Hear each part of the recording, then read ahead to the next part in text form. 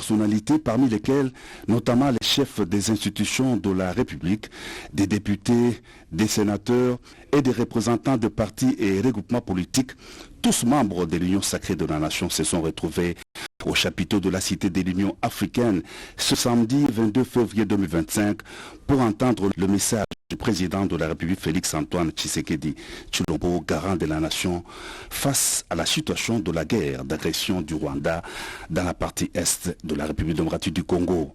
Tout a commencé par la prière et une minute de silence en mémoire de toutes les victimes de la guerre d'agression dans l'est du pays, à laquelle le secrétaire permanent de l'Union sacrée de la nation André Mbata a convié l'assistance. Dans son adresse, le président de la République, haute autorité de l'Union sacrée de la nation, en a appelé à la prise de conscience collective face à la guerre d'agression, à ne pas être distrait par des querelles intestines. L'ennemi est debout, l'ennemi est actif. L'ennemi, ce n'est pas seulement celui que vous voyez. D'ailleurs, ce que vous voyez n'est que de l'agitation. On a pris quelques esprits faibles de nos compatriotes et on les a placés devant pour donner une illusion de quelque chose. Mais je peux vous dire ici que cette illusion ne restera qu'illusion.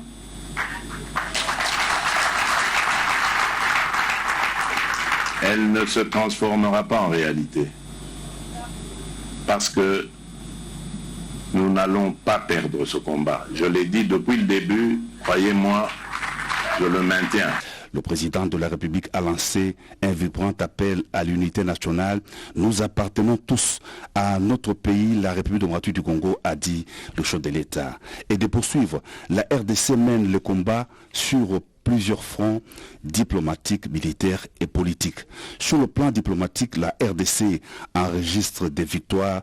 L'on doit continuer à fournir des efforts, à rester vigilant et actif, a dit le président de la République. Sur le plan militaire, le chef de l'État, commandant suprême des FARDC et de la police, a rendu hommage aux forces armées loyalistes. Il a réitéré sa détermination de monter une armée d'élite et d'assurer la prise en charge des hommes des troupes. Enfin, sur le plan politique, le président de la République a déploré le silence de la classe politique congolaise face à l'agression de la RDC. Parlant du dialogue, le président de la République a indiqué qu'il a toujours tendu la main pour un dialogue constructif, un dialogue de responsables permettant le développement de la RDC, mais pas un dialogue avec des pantins. Le chef de l'État a salué la prise de position actuelle de la communauté internationale face à l'agression du Rwanda. Il a aussi vivement condamné les attaques des ambassades lors des manifestations de la population. La RDC peut compter sur l'appui diplomatique du Royaume-Uni engagé en faveur du respect de la souveraineté et de l'intégrité du pays. Londres réaffirme son soutien à travers la visite du ministre britannique des Affaires étrangères. Il a été reçu en audience par le chef de l'État, Giscard Koussema.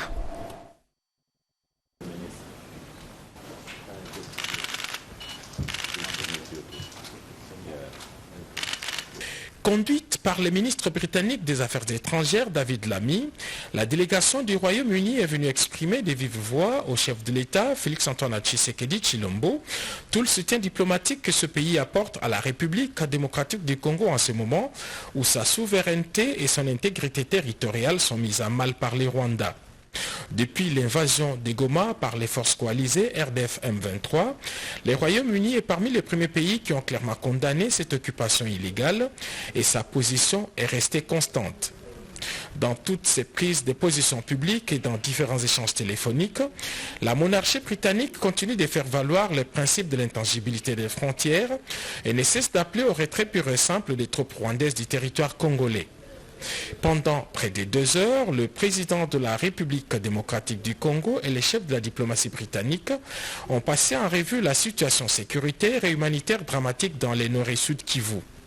M. David Lamy a réitéré la position ferme de son pays et s'est dit prêt à appuyer sur tous les leviers diplomatiques en tant que membre permanent du Conseil de sécurité des Nations Unies pour veiller à l'application effective des engagements pris par toutes les parties au dernier sommet de Dar es Salaam.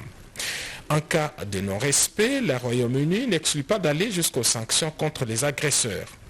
Devant les conseils de sécurité au G20 ou encore au sein du groupe de contact international pour la région des Grands Lacs, le Royaume-Uni a choisi de rester aux côtés de la République démocratique du Congo et de son peuple. Pour lui, l'intégrité et la souveraineté de la RDC doivent être sauvegardées. Pour sa part, le président de la République a remercié son interlocuteur pour les plaidoyers en faveur du respect de la Charte des Nations Unies. Le président Tshisekedi a fait savoir que son pays, la RDC, a toujours privilégié la voie diplomatique pour une paix durable. C'est pourquoi il reste favorable à une résolution du conflit par le dialogue dans le seul cadre du processus de Luanda et de Nairobi mixé. Devant les drames humanitaires et en réponse à la sollicitation du président de la République, le Royaume-Uni a promis une aide substantielle aux populations meurtries et contraintes à l'errance par les forces d'occupation. Les Nations Unies a adopté à l'unanimité une résolution condamnant l'agression de la RDC par le Rwanda. Cette résolution exige l'arrêt immédiat de l'offensive du groupe rebelle M23 soutenu par le Rwanda ainsi que le retrait sans délai des troupes rwandaises du territoire congolais. Images et commentaires. L'étau se resserre autour du Rwanda, pays agresseur de la République démocratique du Congo, avec cette énième victoire diplomatique de la RDC. Le Conseil de sécurité des Nations Unies a voté vendredi 20 février 2024 la résolution 2773 qui exige le retrait sans délai des troupes rwandaises de la RDC, l'arrêt immédiat des hostilités et la reprise du dialogue dans le cadre du processus de Luanda et de Nairobi. Cette semaine, nous avons décrété des sanctions contre James Kabarebe, le ministre d'État chargé de l'intégration régionale, et Lawrence Kanyuka Kingston, porte-parole du M23 AFC. Nous appuyons les processus pilotés par l'Union africaine ou par l'Afrique afin de régler la crise dans l'est de la RDC, car les acteurs africains ont tout intérêt à éviter un embrasement de la région des Grands Lacs. Toutefois, ces processus ne doivent pas empêcher une riposte robuste et rapide du Conseil de sécurité. Nous devons nous exprimer et agir.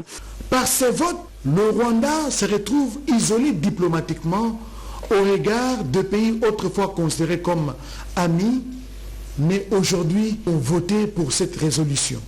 La souveraineté et l'intégrité territoriale de la République démocratique du Congo doivent être respectées. Les forces rwandaises doivent se retirer sans délai du territoire congolais, comme l'ont déjà déclaré le secrétaire général des Nations Unies et les membres de ce Conseil. Cette résolution rappelle enfin le rôle clé des processus de Luanda et Nairobi en vue de trouver une solution politique durable qui passe par le retrait complet des forces rwandaises. Les observateurs avisés voudraient voir plus de sanctions être prises contre le Rwanda et ses supplétifs du M23. C'était là un reportage signé Oscar Mbalkaïch. Un lot important de vivres comprenant de l'eau minérale, du jus et des boîtes de conserve a été remis au ministère de la Défense. Ces dons de la société Varun Beverage est destiné aux vaillants militaires des FARDC engagés dans les combats à l'est de la République démocratique du Congo pour le retour de la paix. Emendaya, Bijou et Kamba, reportage. Des dons en nature au profit des FARDC, l'élan patriotique ne faiblit pas, bien au contraire prend une flèche ascendante. Varun Beverage RDC, géant dans l'industrie brassicole, apporte ce produit de qualité pour approvisionner nos vaillants militaires au front face à l'ennemi rwandais. Le directeur de Varun Beverage RDC, M. Albert Mbala, donne le sens de cet acte patriotique. La raison pour laquelle on est là aujourd'hui chez les militaires, c'est pour répondre à l'appel du chef de l'État, le commandant suprême des forces armées, du 31 janvier, où il a demandé à tous les citoyens, à toutes les compagnies privées publiques de contribuer à l'effort de guerre. Pepsi RDC, en compagnie citoyenne, ne pouvait pas rester sourd à l'appel du chef de l'État. C'est pour ça que nous sommes venus apporter notre contribution à nos vaillants soldats qui se battent à l'Est pour la liberté de notre pays. L'appel a été lancé aux autres industriels de faire de même pour cimenter l'unité nationale pendant cette période cruciale de l'histoire de la République démocratique du Congo. J'encourage toutes les compagnies, toutes les sociétés, tous les privés, tous les citoyens congolais, quelle que soit votre contribution, c'est notre pays, c'est notre liberté, c'est notre avenir. Contribuez à l'effort de guerre, soutenons notre chef de l'État, soutenons nos forces armées, nos frères Ouazalendo qui se battent, qui sacrifient leur vie, qui ont laissé leur famille pour protéger notre pays. On en est à un premier geste et non les derniers. Varun Beverage RDC et sa prestigieuse produit Pepsi comptent poser d'autres actions pour participer à l'effort commun. Vous le savez, plusieurs initiatives ont été mises en place pour soutenir les victimes des conflits en RDC. Une collecte de fonds a été organisée pour soutenir les forces armées de la RDC, une initiative du président de l'Assemblée provinciale du Haut-Katanga. Reportage. Placé sous les thèmes « Il n'y a que Dieu qui peut le faire », les cultes d'action de grâce et des prières organisés par l'Église du Christ au Congo ECC en sigle pour le retour de la paix en RDC s'est tenu ce samedi 22 février 2025 à Lubumbashi, au sein de la paroisse Jérusalem de la 29e communauté méthodiste. L'événement a rassemblé plusieurs personnalités de premier plan, notamment l'honorable Kabo Momba Michel, président de l'Assemblée provinciale du Haut-Katanga, ainsi que Basile Mouleba, président de l'Assemblée provinciale du Haut-Lomami. Étaient également présents des honorables députés, des ministres provinciaux, des bourgmestres et conseillers communaux, ainsi que des cadres de l'UDPS et alliés, témoignant ainsi de l'engagement collectif en faveur de la paix et de la stabilité nationale. S'appuyant sur le passage des nombres 17, du 1er au 13e verset, Monseigneur Kapian Toumba a exhorté les fidèles à reconnaître et à respecter l'autorité établie, rappelant que toute autorité vient de Dieu. Profitant de cette occasion, le président provincial de l'ECC a présenté l'honorable Kabo Momba Michel, président de l'Assemblée provinciale du Haut-Katanga, et a invité l'Assemblée à prier pour ses fervents chrétiens afin qu'ils puissent mener à bien ses missions à la tête de la première institution politique en province. Dans la même dynamique, l'honorable Kabo Momba Michel a pris la parole pour exprimer son besoin de soutien spirituel. Nous avons besoin de vous, parce que même dans la vie, à l'époque, et tous les rois qui ont été dans Israël, sans regarder les politiques et les problèmes, il est beau, c'est vous les problèmes. Dans un élan de communion et de solidarité, une série de prières a été consacrée aux autorités nationales, notamment au président de la République, aux forces armées et aux résistants Ouazalendo, avec l'espoir d'un retour rapide de la paix dans les provinces du Nord et du Sud Kivu. C'est dans une atmosphère empreinte de ferveur et d'espérance que ces cultes d'action de grâce et de prière s'est clôturé, laissant place à un engagement renouvelé en faveur de la paix et de la stabilité en République démocratique du Congo. Le gouvernement congolais et la MONUSCO réfléchissent au rapatriement des militaires des FARDC. Pendant ces temps, la campagne d'enrôlement massif des jeunes dans l'armée se poursuit. Sur le terrain, les FARDC et l'UPDF décident de maintenir la pression sur les ADF en Ituri et au Nord Kivu. Les résumés de ces faits marquants et bien plus encore dans une sélection de Mami Kadima. La situation dans l'Est est toujours et encore préoccupante au cours de la semaine qui s'achève. Carnage à Goma. Les bilans ne fait que s'alourdir selon les porte-paroles du gouvernement. 5000 corps ont déjà été enterrés et certaines rues étaient transformées en cimetières. Des chiffres provenant des structures des soins de santé sans compter ceux des avenues et rues. Face au Rwanda, les États-Unis d'Amérique haussent le ton et appellent les conseils de sécurité à agir. En effet, Washington a rappelé que Rwanda a envahi la RDC et aide les M23 à conquérir des territoires congolais. Des sanctions tombent déjà. James Kabarebe, ministre d'État rwandais d'intégration régionale pour son rôle dans les conflits en République démocratique du Congo. Autre personnalité sanctionnée par les USA, Lawrence Kanyuka Kingston, porte-parole du M23. En semaine, le gouvernement congolais et la MONUSCO ont réfléchi sur les rapatriements des militaires et autres. Le respect du droit international humanitaire est requis pour rapatrier les personnels politiques et militaires bloqués dans la zone envahie par l'armée rwandaise et terroriste M23. Comment faire comprendre à la jeunesse congolaise l'histoire de la guerre de l'Est? La première ministre Judith Suminwa a réuni quelques membres sectoriels du gouvernement. Objectif, mettre en place des mécanismes pour apprendre aux jeunes les origines et les enjeux de ces conflits, afin de contrer la désinformation et de forger une nouvelle génération de défenseurs de la patrie. La guerre et ses conséquences. Les territoires des Massissi et des Kaélé déclarés zone rouge. En semaine, le ministre des Mines a présenté les mesures prises par le gouvernement pour stopper l'exploitation illicite de minerais dans les zones touchées par le conflit. C'était au cours d'un briefing co-animé avec le porte-parole du gouvernement. Autre actualité de la semaine, c'est le lancement officiel de la campagne d'enrôlement massif des forces des armées de la RDC au Kasaï oriental.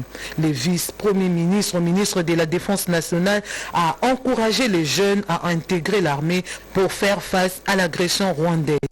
Son souhait est d'atteindre un minimum de 10 000 nouvelles recrues dans les 3e semaines à venir. Il n'a pas manqué de remercier les 4 000 volontaires déjà présents à Chikapa. La campagne s'est poursuivie au Sankuru où il a sensibilisé les jeunes à intégrer l'armée pour défendre la patrie. Dans les Hauts-Ouélé, c'est le ministre des Transports Jean-Pierre Bemba qui a sensibilisé et a appelé les jeunes à intégrer l'armée congolaise. Objectif, contrer les Rwandais, pays agresseurs et ses supplétifs M23. Entre-temps, en début de semaine, une délégation de l'armée ougandaise a rencontré le gouverneur militaire d'Elituri ainsi que d'autres autorités provinciales. Au menu, les opérations conjointes entre les FARDC et les UPDF. Objectif, restaurer un climat de paix et la sécurité durable pour la population d'Elituri, victime de l'insécurité. En religion, une délégation des chefs des confessions religieuses conduite par l'archevêque Ejibaya Mampia, chef Fayulu, leader de l'Essidé et Lamouka. Objectif, échanger sur comment fédérer toutes les forces sociales et politiques au nom de l'unité pour sauver la patrie en danger. À Kinshasa, il y a eu clôture cette semaine de la formation des OPJ rattachés au commissariat et sous-commissariat de Kimbanseke. Ces OPJ ont prêté serment après 3 semaines de formation. Et pour terminer cette rétrospective, le ministère des Pétentique, à travers la commission permanente de suivi des victimes des vols des appareils mobiles et la police judiciaire, ont remis une 30aine de téléphones volés aux propriétaires.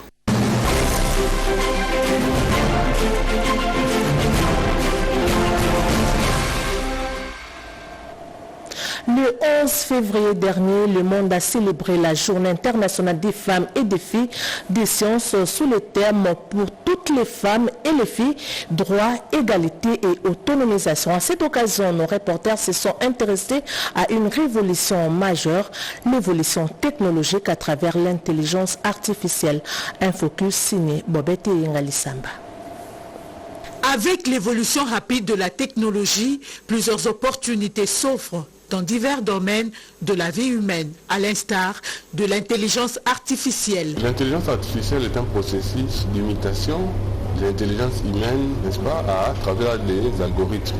Et généralement, c'est utilisé dans les systèmes d'informatique dynamique. Cette technologie révolutionnaire ouvre aux étudiants et aux professionnels de nouveaux horizons avec une touche toute particulière selon les experts numériques. L'intelligence artificielle est utilisée dans plusieurs domaines.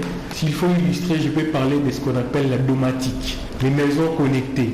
Donc on peut faire des commandes par reconnaissance vocale, mais il existe également des petites applications de l'intelligence artificielle qu'on peut utiliser grâce à nos téléphones. C'est ce qu'on appelle des chatbots, des robots que l'on peut consulter pour nous donner des informations que l'on pouvait raisonner par nous-mêmes. De leur côté, les apprenants sont fascinés par toutes les découvertes à leur portée. Sur un certain contexte, c'est vraiment bien. Pourquoi? Parce que ça nous aide premièrement à gagner du temps. Dans le monde professionnel, il faut satisfaire les clients pendant des temps. Ce que j'aime avec, c'est beaucoup plus l'originalité des images en fait. Dès que je génère une image, c'est un peu difficile de trouver ça chez une autre personne parce que même si la personne envoie les mêmes requêtes, c'est vraiment compliqué qu'on puisse avoir les mêmes images des personnes. L'intelligence artificielle pour moi c'est une source d'inspiration à 20%. Et voici quelques démonstrations de l'intelligence artificielle. À travers cette application, je peux lui demander quelque chose. Ça peut être un cours de la communication visuelle. Je lance les messages et en quelques clics, le robot est en train de m'écrire mon cours. Vous avez là les sujets que l'on peut aborder, les principes, les designs, tout ce qui est vraiment lié à la communication visuelle. Dans le monde professionnel, personne ne peut se passer de l'intelligence artificielle. À l'heure actuelle, journalistes, médecins, architectes, artistes, tous recourent à l'outil devenu indispensable à leurs activités professionnelles. Premièrement, le métier du journaliste consiste à collecter, à traiter et à diffuser l'information. Et je pense que dans tous ces processus, l'intelligence artificielle peut nous être utile. Qu'on soit dans le média traditionnel ou dans le média numérique, il faut impérativement penser à l'intégration de l'outil que nous appelons l'intelligence artificielle. Dans le domaine médical, déjà, l'intelligence artificielle existe aussi des scanners IRM qui nous proposent des traitements, qui nous dit exactement de quoi on souffre et ça nous dit même le nombre de jours qui nous restent.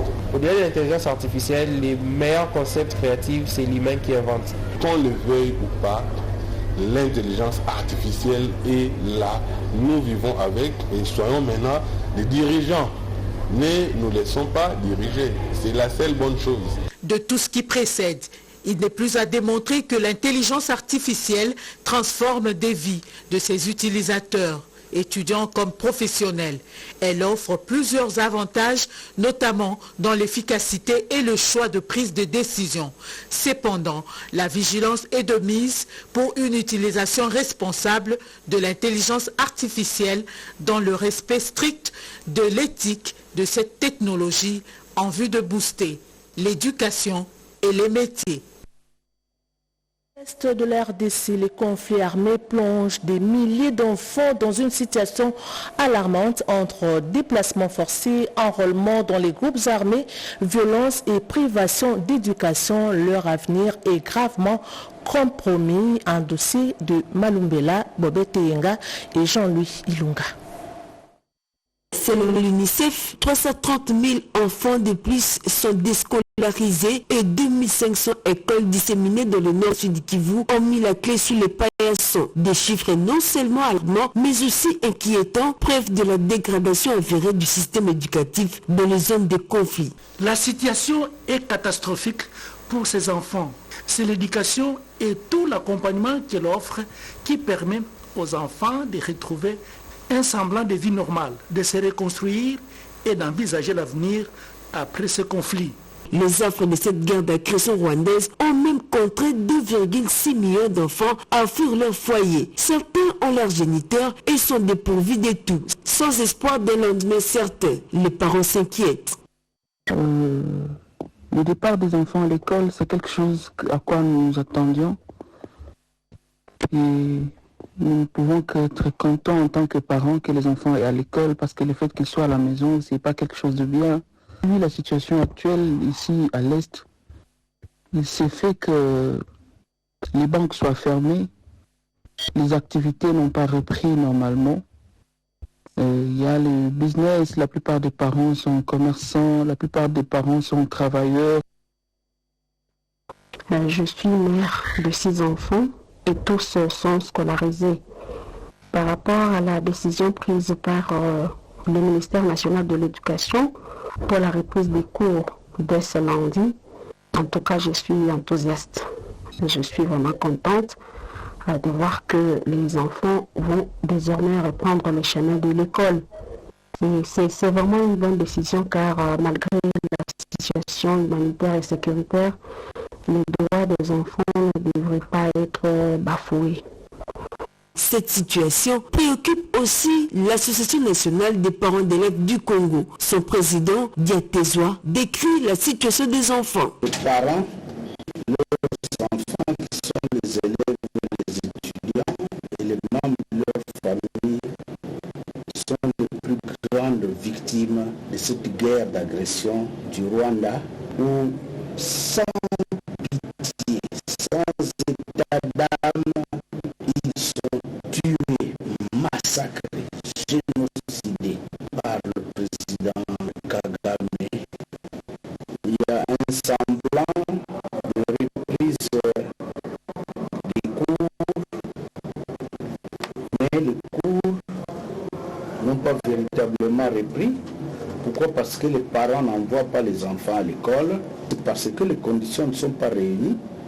Et beaucoup d'écoles sont devenues des sites d'accueil des familles. Pour le gouvernement de la République, l'éducation demeure une priorité de la décision de la reprise des cours dans les parties occupées. Malheureusement, les séquelles de la guerre sont difficiles à surmonter et leurs conséquences vont au-delà de l'aptitude cognitive des enfants de tout âge. À ce niveau, l'aspect psychologique doit être pris en compte. Il faut qu'il y ait des reprises de travail avec les enseignants qui, eux, déjà aussi, n'ont pas l'air moral au zénith.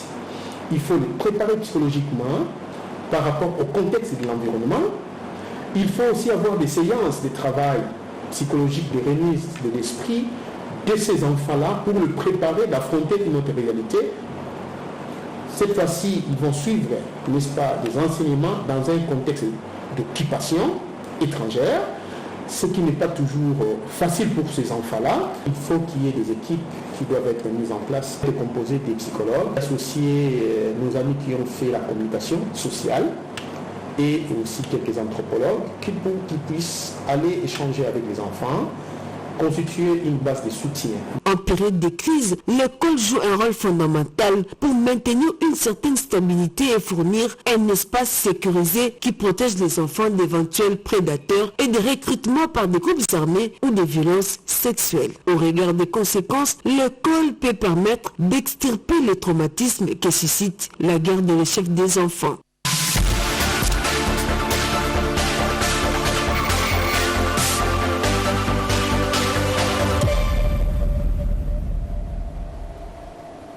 Dans un contexte marqué par des défis sécuritaires, l'éducation patriotique apparaît comme un levier essentiel pour forger une conscience nationale forte.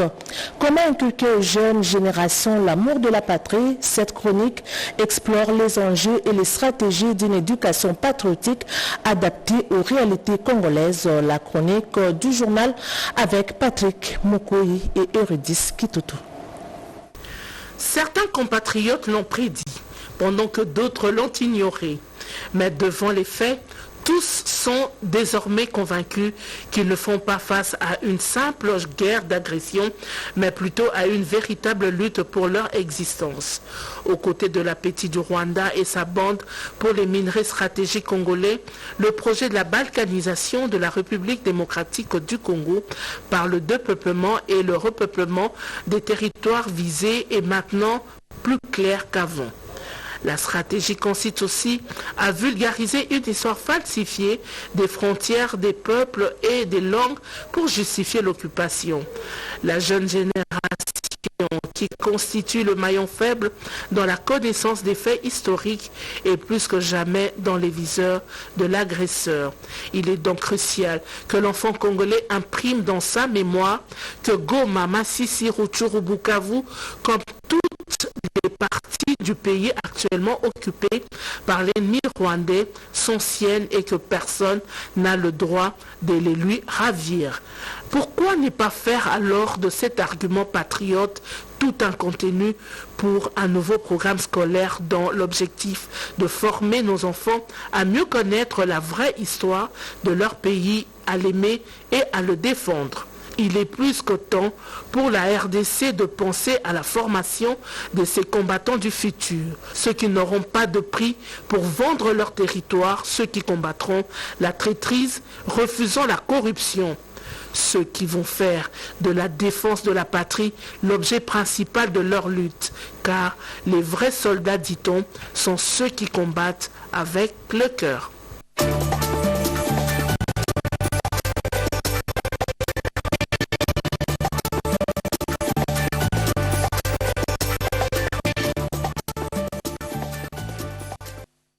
Place à présent à la rétrospective de la revue de presse où nous revenons sur les faits marquants qui ont dominé l'actualité cette semaine. Voici un tour d'horizon des grandes actualités qui ont rythmé l'information dans la capitale congolaise, dans ce résumé de Jean-Pierre Ndolo Demazo.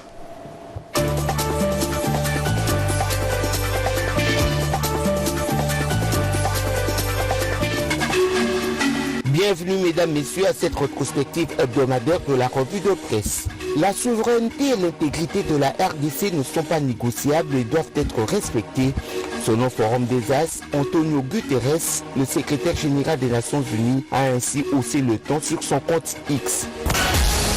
Un appel sans équivoque de l'Église catholique d'Europe à l'Union européenne, rapporte le Nouvel Observateur. La Commission des épiscopats de l'Union européenne exhorte l'UE à adopter des sanctions ciblées contre le pillage des ressources naturelles en République démocratique du Congo.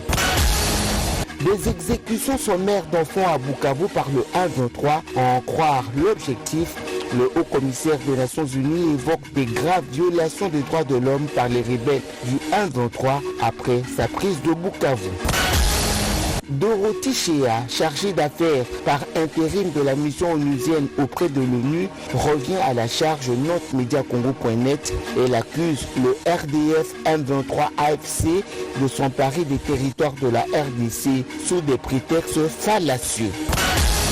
Les dirigeants rwandais sous la menace des États-Unis affirment 7sur7.cd, James Kabarebe et Laurence Kayuta ont été sanctionnés par le pays de l'oncle Sam pour leur soutien au 1-23.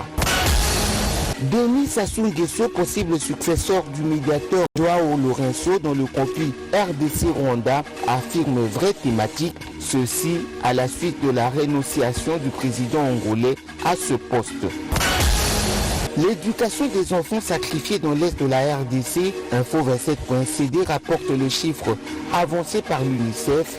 330 000 enfants sont déscolarisés avec le risque que plusieurs ne retournent jamais à l'école. À la base, la crise persistante dans l'est de la RDC.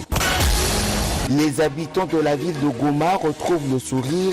L'électricité a été rétablie après un long blackout, assure le potentiel.cd, et ceci grâce au savoir-faire des autorités de la Société nationale d'électricité. Dénonciation du programme alimentaire mondial, 7sur7.cd fait état de la condamnation par le PAM du pillage de ses entrepôts à Bukavu contenant des denrées alimentaires destinées au soutien des familles les plus vulnérables. Pas un seul soldat rwandais ou un élément M23 arrêté à Kinshasa, révèle dépêche.cd. La confirmation est du commandant de la 14e région militaire de la ville de Kinshasa. Le projet d'extension de la ville de Kinshasa entre dans sa phase concrète. La coordination du comité stratégique de supervision accélère la conclusion des partenariats avec des entreprises nationales et multinationales. Ce vendredi, 2 accords majeurs ont été signés, un protocole d'accord avec VRC Sarl et une convention avec MG Santer, marquant une avancée significative dans la mise en œuvre du projet. Chimendondo. Reportage. Le directeur général de la société VRC SRL, Moïse Bigaré Mwagalo, a détaillé le rôle de son entreprise dans l'exécution du projet d'extension de la ville de Kinshasa après la signature d'un protocole d'accord avec la coordination du comité stratégique de supervision. notre entreprise va jeter la première base de la construction de cette nouvelle ville qui sera construite vers Maluku. Nous allons commencer par installer tout ce qui est nécessaire pour la réussite de ce projet, entre autres l'installation d'un concasseur pour la production de gravier. Nous allons également installer un laboratoire de géotechnique et d'analyse, installer des centrales à enrober, des centrales à béton, directement procéder à la construction de maisons témoins. Cette signature s'est tenue dans le cadre d'une double cérémonie. La société MJ Center a également conclu une convention de collaboration avec la coordination du projet portant sur le développement d'une ligne de transport fluvial interurbain. José Molé Mundonga, directeur général de MG Center, explique les enjeux. La signature de la convention avec le comité de pilotage de les stations de la ville de Kinshasa, c'est un contrat que nous avons signé parce que nous voulions avec le comité stratégique rassembler nos ressources, essayer de mettre en place les deux ressources qui est le leur avec le gouvernement provincial et nous avec notre projet qui se développe souvent dans tout ce qui est projet naval. À l'issue de la signature des accords, le coordonnateur du projet extension de la ville de Kinshasa, l'ingénieur Thierry Katemboumbala, a tenu à rassurer les partenaires nationaux et internationaux quant à la bonne exécution du projet malgré un contexte sécuritaire marquant la guerre d'agression. Au cœur de cette transformation, 8 parcs industriels seront aménagés regroupant à 1010 usines pensées pour répondre aux besoins stratégiques de l'économie congolaise. Fin de ce journal magazine coordonné par Jacques Kabouaba et Malumbela, réalisé par Ramadan Poki. Merci à Emile Zola, François Kapiambia et Alain Ngalia. Merci également de votre fidélité. Restez avec nous, l'information continue sur nos antennes. Premier rendez-vous avec Robert Ndaye à 13h30. Merci et bon dimanche chez vous.